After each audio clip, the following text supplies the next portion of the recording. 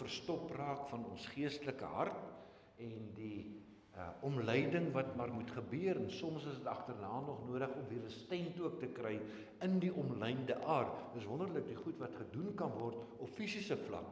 Maar die Here gaan met meer vaardigheid en wysheid en omgee, ook met ons geestelike harte om, en daarom moet ons ook voortdurend kennis neem. Hoe gaan dit nog? Al het ek nou 'n slag mooi my laat ondersoek. Vloei die bloed van Jesus se liefde nog mooi? En hier in 1 Johannes ken ons die vers baie goed. Vers 8 en 9, hoofstuk 1. As ons sê dat ons nie sonde het nie, ek is uitsorteer. Ek spot altyd met tong in die kies, party mense is in hulle eie oë so perfek, dat as hulle struikel, dan val hulle tot in die hemel. Hulle is selfs meer gehoorsaam as wat die Here voorskryf. So sonde besef en selfinsig is ontsaglik belangrik in die groei en ontwikkeling van jou geestelike lewe. Daarom sê die vers ook, as ons sê dat ons nie sonde het nie, mislei ons onsself. As ek altyd dink, my liefde is perfek, is ek blind vir myself en vir my eie hart. En daarom is dit nodig dat God saam met my deur sy gees daarin kyk. Maar as ons dan nou iets daar ontdek, is die wonderlike.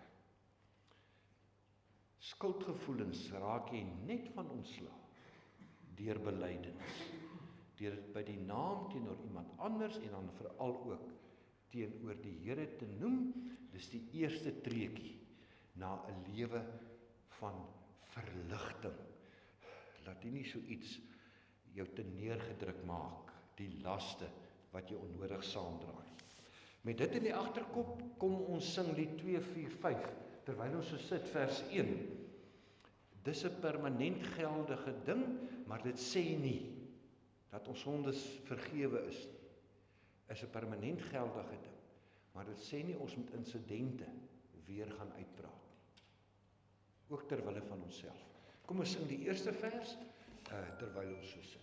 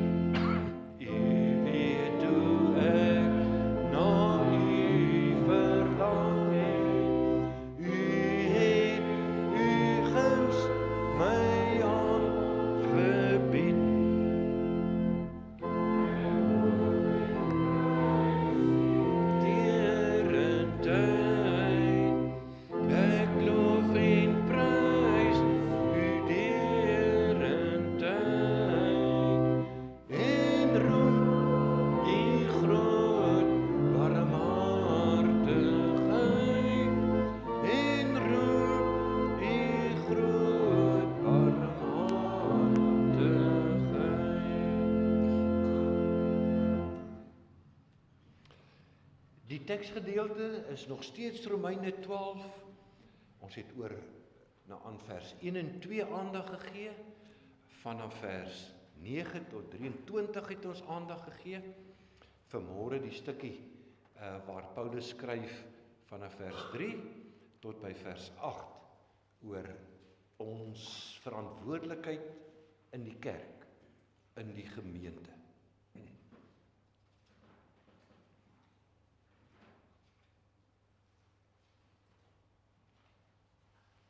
Ons het nou net gesing, ek roem u groot barmhartigheid. Paulus begin hierdie praktiese deel van Christen wees. Op grond van die groot barmhartigheid, broers en susters, doen ek 'n beroep op julle. Nou ons kan dit waag om nou voor ons na die woord luister, na die Here se troon te gaan, op grond van sy groot barmhartigheid, omdat hy die pad na sy heiligdom toe vir ons oopgemaak het.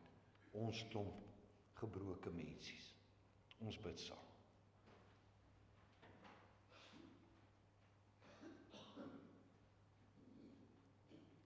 Here, u grootheid gaan my verstand te bowe. Wie kan u heiligheid besef? Wat nog te sê, dit omskryf en beskryf. U is groter as wat ons kan bid of dink. Ons kan u nie deurgrond nie. Dis net u wat ons kan deurgrond, soos ons ook vanoggend in afhanklikheid begin het met die woorde van Psalm 51. Deurgrond my hart. Here, kyk altyd of ek nie op die verkeerde pad is nie, en lei my op die beproefde pad. Dankie dat ons dit elke Sondag kan doen, as ons herinner word aan u volmaakte wil vir ons lewe, naamlik dat ons in Jesus moet glo en altyd die gebod van liefde moet probeer uitleef. Seën ons ook in daardie roeping, ja, as individue, maar ons wil vanoggend spesifiek kom vra dat hy ook korporatief, gemeenskaplik vir ons sal help om te verstaan wat ons roeping ook saam met ander kinders van u is. Ja, ons moet elkeen in 'n persoonlike verhouding met u staan, maar die gemeenskap van gelowiges, die kerk, die gemeente, het ook 'n rol te speel, waar ek iets kry, maar ook waar ek iets kan gee. Soos ons gesing het, vernuwe ook ons denke, wat ons kerkbegrip betref. En Here, omdat ons kerk is, gemeente is, omgee mense is, het ons elke week iemand vir wie ons bid, op ons gebedslys.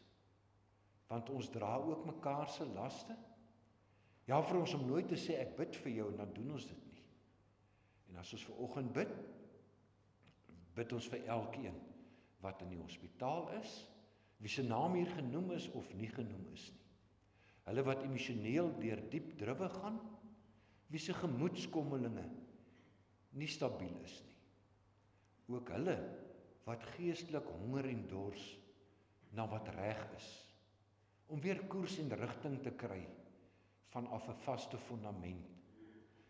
Dra ook vir hulle, wees vir hulle ook die vaste rots op wie hulle bou. Dankie vir u woord, wat skerper is as 'n tweesnydende swaard, wat in staat is om verkeerdhede reg te stel, en ook in staat is om by ons 'n nuwe lewenswyse te kweek. Doen dit ook vanoggend, in Jesus naam. Amen. Hou nou in gedagte vers 1 en 2, op grond van die groot ontferming van God, sê Paulus nou, deur die genade wat aan my gegee is, sê ek vir elkeen van julle, dis nou aan die gemeentelede, dat jy nie van jouself meer moet dink as wat jy behoort nie, maar dat jy jou gedagtes daarop moet instel om verstandig te wees volgens die maat van geloof wat God aan elkeen toebedeel het. Want soos ons baie ledemate in een liggaam het, verwysende hier na die doodgewone liggaamlike samestelling van 'n mens, en nie al die ledemate dieselfde funksie vervul nie. Net so is ons, al is ons baie, een liggaam in Christus, en individueel lede van mekaar. Ons het gawes wat van mekaar verskil, volgens die genade wat aan ons gegee is. As dit die gawe van profesie is, beoefen dit dan in ooreenstemming met die geloof. As dit is om ander te dien, gebruik dit dan vir dienswerk. Wie onderrig gee, moet onderrig gee. En wie kan bemoedig, moet bemoediging gee. Wie mededeelsaam kan wees, moet dit met opregtheid doen. Wie leiding kan gee, moet dit met toewyding doen. Wie barmhartigheid kan betoon, moet dit met blydskap doen. Ons lees tot daar. Dit is wat ons gereeld bely in die kerk. Dit is wat die kerk van Jesus Christus van die 3de eeu af al bely, oor sy eie of haar eie bestaan, want die kerk word vroulik genoem, omdat sy ook volgens die beeldspraak van die Bybel, is die gemeente die bruid van Christus, wat voorberei word, soos 'n bruid haar vir die troudag voorberei, en die troudag is Jesus se wederkoms. Dis hoekom in die kerk in vroulike terme na verwys word. Ek glo aan een heilige, algemene, Christelike kerk, die gemeenskap van die heiliges. As ons harte, dit het ons die afgelope tyd nou gesien, aan God behoort, want daarin is die uitgange van die lewe, dan is ons outomaties deel van sy algemene kerk op aarde. Die ander begrip wat ons sê, ek is deel van die Christendom op aarde, maar die Bybelse woord is, ek is deel van God se kerk op aarde. En dan nou hopelik aktief deel van 'n spesifieke deel, geografiese deel van hierdie algemene kerk wat wêreldwyd is. Ek is op 'n spesifieke plek verbind, connect. As jy die Here jou God liefhet met jou hele hart, met jou hele verstand en al jou kragte, en die kerk is die Here se eiendom, dan het jy ook sy kerk lief. Feit. As dit nie so is nie, mis jy iets belangriks in Christen wees.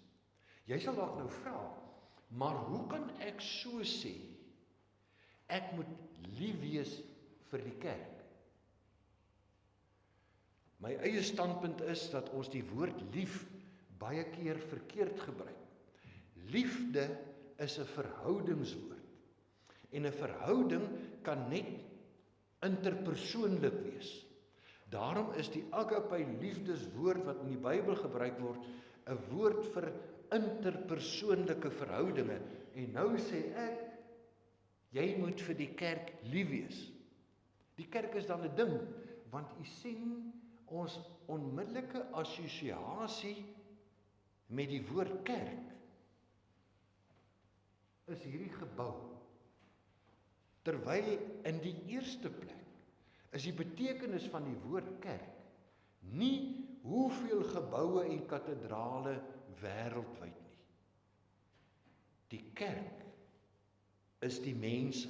Die Griekse woord is ekklesia, bedoelende die kerk bestaan uit mense wat uit die duisternis geroep is na God se lig toe, sodat hy hulle op 'n spesiale manier kan gebruik terwyl hulle as gelowiges op sy aarde is. Hier's 'n ou foto wat ek ontdek het van Bloemheuwel gemeente. Julle sal sien die kerkgebou van Bloemheuwel gemeente. Ek praat nou self amper verkeerd. Dis nie die kerkgebou waar ons by mekaar kom en waar die kantoor is ensovoorts. Maar dis nog sonder die bome en die tuin. En toe op die prentjie afgekom.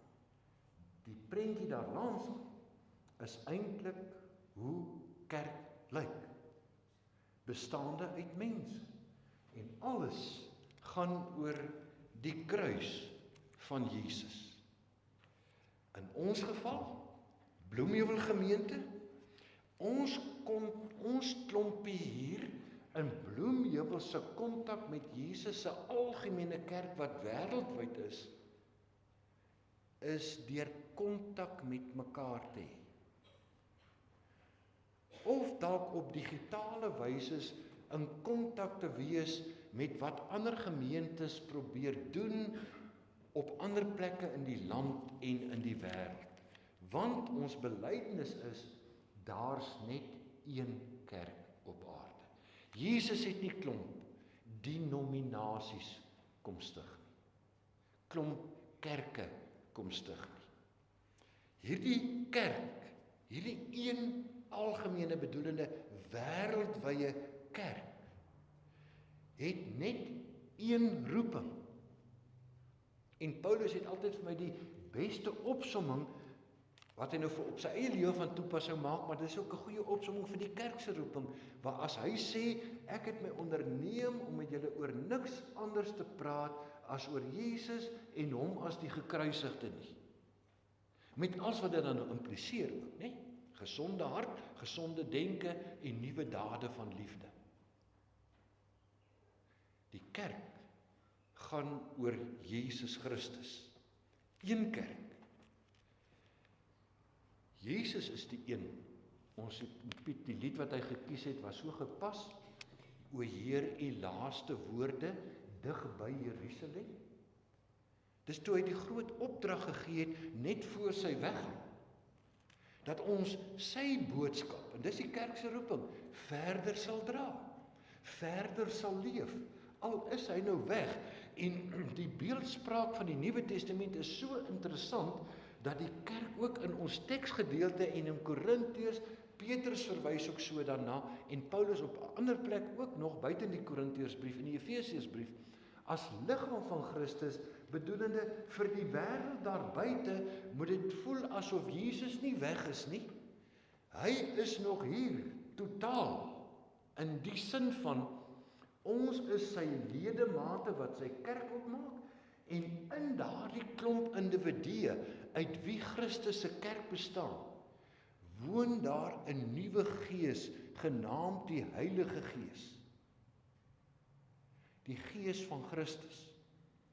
So eintlik behoort vir die ongelowige wêreld, Jesus met sy liefde, Jesus met sy genesing, Jesus met sy barmhartigheid en genade, nie ver te voel of afwesig te wees nie, solank daar 'n gemeente op hierdie aarde is, mag 'n wêreldling eensaam en aan sy eie lot oorgelaat hoef te voel nie.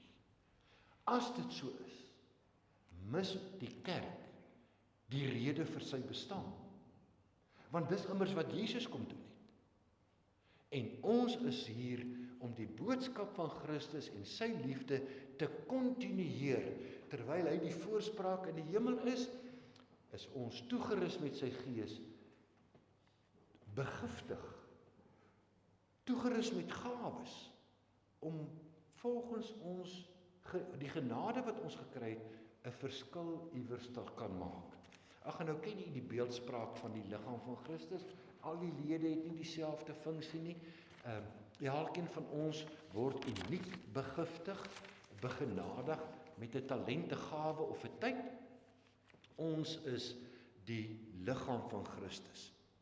Ek het hier vanoggend om iets net uit te beeld, want die kerk lyk dan op een plek so, en die ander plek so. As u vir my kan sê, wat is in die botteltjie, dan kan jy hom kry. Jy het hom. Kyk, onthou hom te kom kry. Nou dink ek, ander vroeg. Wie kan vir my sê, wat is in die bottel? Wat is? Coke. Maar hy lyk dan nie soos daai een nie. Maar jy het hom, dis Coke. Laaste kans. Wat is in die blikkie? Ek wil 'n harde antwoord hê, dan kan jy hom kry. Daar's hy. Die resep binne hierdie verskillende houers is presies dieselfde oor die eeue. So het Coca-Cola se behouering verander oor die jare om aan te pas by goed advertensie gewys, by die tyds waarin mense geleef het, wat sal hulle tref, maar die resep, anders het Coke, dis die bekendste handelsmerk, dink ek, in die wêreld, Coca-Cola. het nog nooit verander en bly net so gewild, want die resep het nog nooit verander nie. Al het die verpakking verander. En so my broer en suster, al lyk gemeente so, want jy kry nog 2 liters en 1 liters ook. Al is 'n mega kerke, verpak in 'n groot houer, met 2000 lidmate. Die inhoud wat daar verskaf word, is Jesus Christus is die Here. As jy 'n klein gemeentetjie is van 400 lidmate of 'n huiskerk, die inhoud is Jesus Christus is die Here, al lyk die verpakking verskillend. En daarom is dit 'n nodelose ding om gemeentes met mekaar te vergelyk. Ek het nou die dag 'n uitdrukking raak gelees, I rather go to a church of messed up people than go to a church where everybody thinks they are perfect. Ons is almal sukkelaars, vashouende aan die inhoud. Jesus Christus is die Here met sy genade op grond van die groot ontferming van God. Soos ons op pad. Hy gebruik ons ten spyte van onsself. As wat ek nou vir hierdie belangrike of in die wêreld se oë gewilde kerk soek. En daarmee propageer ek nou nie die gereformeerde kerke of wat ook al nie. U besluit waar u gaan inskakel, maar soos ek in my ou kamermaat, hy het my draai kom maak die week toe, sê hy vra ook altyd vir die mense, want hy het nog 'n aftrede daar van Wyksdorp, is daar tussen niks en nêrens naby Kalitsdorp. Toe kom daar mense, is baie ouens wat nou digitaal kan werk, kom trek daar in. Toe sê die mense vir my, hulle kyk so bietjie rond na die verskillende kerke. Dis nou van Wyksdorp. Nou ek dink daar seker net 'n NG Kerk en dalk een Kleurling-kerk of so, maar hulle doen church op. Toe sê my vriend vir hom, hoorie, sê net vir my, wat is jou kriteria wat jy aanlê as jy by 'n kerk inskakel? Is dit die vorm of die inhoud? Die inhoud, Jesus Christus is die Here, is altyd die rede waarom jy, omdat jou hart aan God behoort, jou hart ook totaal kom gee aan sy kerk.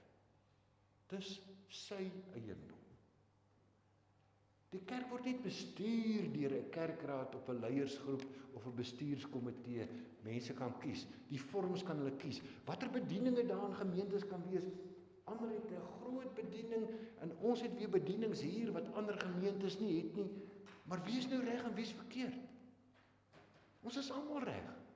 Want iewers binne ons konteks moet ons gaan kyk, wat het die Here hier nodig en hoe kan ons hier in die lig van die gawes wat hy vir ons as individue gegee het, 'n verskil maak. In die afgelope jaar het hier behoeftes na vore gekom en het gawes na vore gekom en het 'n bediening in die gemeente ontstaan wat nog nooit voorheen bestaan het nie. Die vrouebediening. En dis hoe vloeibaar en aanpasbaar die kerk kan wees in sy vorm, in sy verpakking, maar nooit in sy inhoud. Dit sal tot die dag van die wederkoms dieselfde bly. As jy dalk die volgende inhou en nog die baie lede is alright. Dis 'n uitdrukking van die gereformeerde vaders. As ek en jy sê God is jou vader, dan is die kerk jou moeder. Ons het volmaakte ouerskap en asseblief, kom ons kry ons definisies reg. As ek sê die kerk is jou moeder, dan beteken nie die doom nie, of die kerkraad is die kerk, die plaaslike gemeente. Julle is die plaaslike gemeente. Of jy nou op die lys staan van ons gemeente se lidmate, of 'n vriend is of 'n vriendin is van die gemeente, julle wil deur God gebruik word. En hy wil julle gebruik. En so is hierdie groep mense die atmosfeer waar ons mekaar help om aan Jesus vas te hou, om voortdurend na mekaar te kyk, is ons harte nog reg? Waar ons geleer word om voortdurend ons denke te vernuwe, Romeine 12 vers 1 en 2, sodat ons kan onderskei wat die wil van God is, wat vir hom goed en aanneemlik en volmaak is. Ek sal alleen preek as ek nie die volle evangelie aan u bring, soos Paulus dit bring, en nie oor hierdie gedeelte van Romeine 12 preek, wat gaan oor kerklike meelewing en diensbaarheid nie. Dan bring ek vir julle 'n halwe evangelie, om te sê Jesus Christus is die Here. En onthou daai kerkgebouetjie met die kruis daar heel bo aan. Dan beteken dit die kerk wat hy begin het, is belangrik. En mens kan die kerk lief hê, want die kerk bestaan uit mense.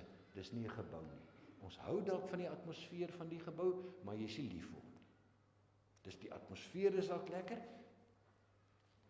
maar jy is nie lief vir hom. Jy is lief vir jou medebroers en susters, en bid saam as hulle naam op die gebedslys is. Werk saam as een se kragte en energie te min is om 'n groter projek aan te pak. Daar's 'n goeie voorbeeld wat uitbeeld hoe belangrik elke liewe een in die gemeente is. Dit gebeur so in 'n gemeente, en dis 'n ontdekkingstog. Kan ek 'n Engelse uitdrukking gebruik? In die bediening en die lewe van 'n gemeente gebeur dit ook soms dat mens goed probeer met die insigte, al doen jy dit onder gebed, en dan werk dit nie. My broer, suster, dan stop jy daai ding en dan begin jy iets anders. As daar 'n gawe is, die gapingkie is, as daar behoefte is. Dit werk nog altyd vanuit Jesus weg is so, dan verskaf hy die een wat aan die behoefte of die kommissie of die bediening, jy kan ook weer name noem soos jy wil, name is nie belangrik, maar verskaf hy die mens of die groepie mense, wat in daai behoefte, hoor nou net, dis belangrik, nie net van die gemeentelede kan vervul nie, maar dalk ook in die behoefte van die gemeenskap, waar die Here ons geplaas het. Die interessante en unieke van die NG Kerk in Suid-Afrika is, daar's nie 'n vierkante duim, wat nie gedek word deur die grense van 'n NG gemeente nie. Dis nou maar net ons denominasie. Met ander woorde, as daar iemand in Suid-Afrika is wat swaar kry, as daar iemand is wat onderrig moet kry, en dit gebeur nie, wat is die goed wat Paulus hier noem? Hy het 'n hele lysie genoem. As daar iemand is wat woordverkondiging nodig het, en hy kry dit nie, my broers en susters, dan is dit nie ander se skuld. Dan is dit daardie deeltjie wat aan jou toevertrou is. Dan is dit my en jou verantwoordelikheid. En daarom dink 'n gemeente voortdurend vernuwend. Wat mis ons? Wat kan of wat moet ons dalk doen en wat moet ons dalk los? Prakties gesproke. Maar die feit bly, die liefde van Jesus moet geleef word na binne toe en deur ons almal saam na buite toe. Dis gemeente wees. En nou kan julle die ander Bybelskrywers, apostels se briewe gaan lees.